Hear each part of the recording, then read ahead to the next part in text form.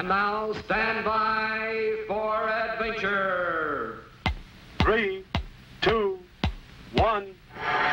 In the exciting story of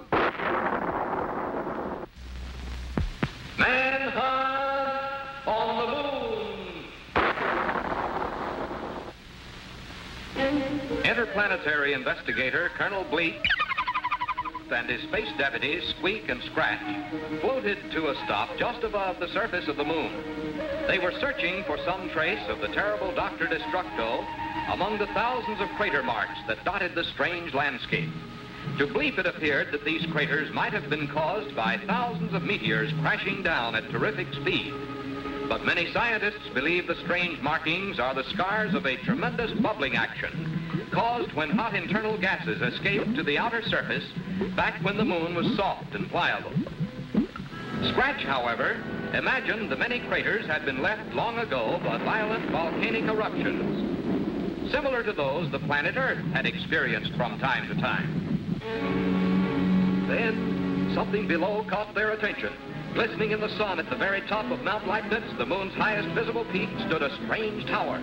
It closely resembled the man-made structure called the Eiffel Tower, which is a familiar landmark on Earth, in the city of Paris. Diving down for a closer look, Bleep and his friends found a huge reflecting mirror with a powerful lens attached to the top of the tower. This had been the moon power device used by Dr. Destructo not long ago to guide the runaway rocket straight down toward 00 Island. While Bleep and Squeak searched for clues, Scratch peered through the powerful lens for a telescopic view of the Earth beyond.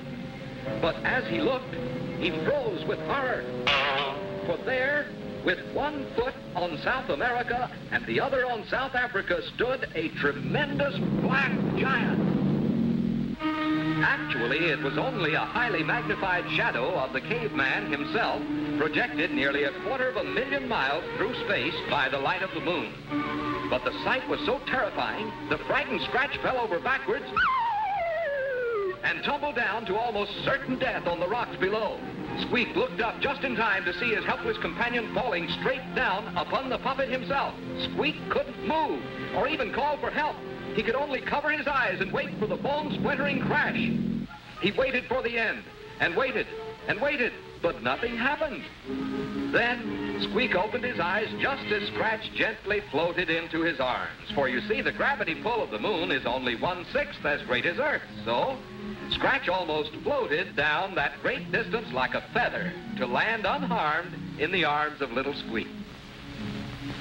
Suddenly, Bleep urgently signaled his companions. He had found still another clue. At the base of the tower was a scrap of notebook paper covered with the hasty scrawls of Dr. Destructo's own hand. To the others, it was only a jumble of strange symbols. But to Bleep, this was a flight plan, Destructo's own flight plan. And it told the colonel exactly where this master culprit had gone. It would take courage to follow Destructo now.